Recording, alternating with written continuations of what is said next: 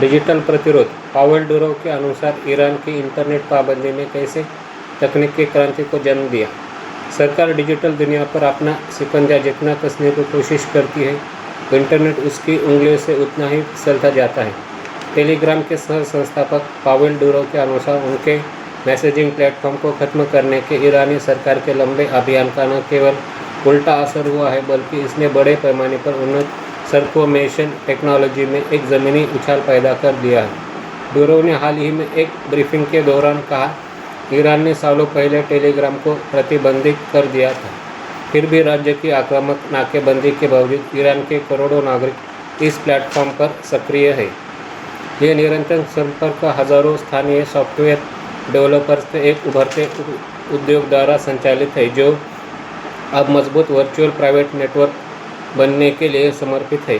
IP address को छिपाकर और वैश्विक सर्वरों के माध्यम से ट्रैफिक को रूट करके इन उपकरणों ने राष्ट्रीय फायरवॉल को काफ़ी हद तक अप्रभावी बना दिया है। ये संघर्ष जनवरी 2026 में अपने चरम पर पहुंच गया, जब तेहरान ने बढ़ते नागरिक असंतोष और इजराइल तथा संयुक्त राज्य अमेरिका के बीच क्षेत्रीय तनाव के बीच राष्ट्रव्यापी इंटरनेट ब्लैकआउट लागू कर दिया।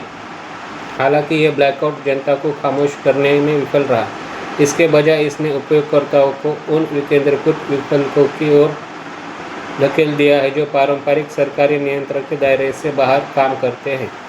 डिजिटल स्वतंत्रता के समर्थकों का तर्क है कि ब्लॉकचेन, एन्क्रिप्टेड मैसेजिंग और स्टारलिंक जैसे सैटेलाइट आधारित नेटवर्क सरकारी निगरानी के बुनियादी ढांचे को बेअसर कर रहे हैं। शायद सबसे क्रांतिकारी बदलाव चैट का उदय है, जो ब्लूटूथ रेडियो तरंगों का उपयोग करके मेश नेटवर्क बनाता है।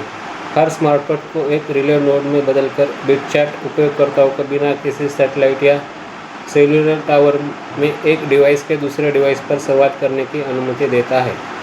ये मेश घटना पहले ही अपनी राजनीतिक क्षमता साबित कर चुकी है। सितंबर 2025 में नेपाल में सोशल मीडिया प्रतिबंध के दौरान केवल एक सप्ताह में बिटचैट ने डाउनलोड 48,000 तक पहुंच गए थे। इसके कुछ ही समय बाद वहां की सरकार गिर गई।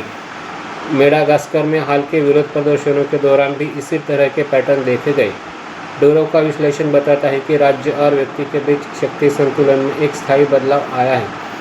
आधुनिक युग में पूर्व सूचना ब्लैकआउट अब शक्ति का प्रदर्शन नहीं, बल्कि अगली पीढ़ी के अजय विकेंद्रीकृत प्रतिरोध के लिए एक उत्प्रेरक है।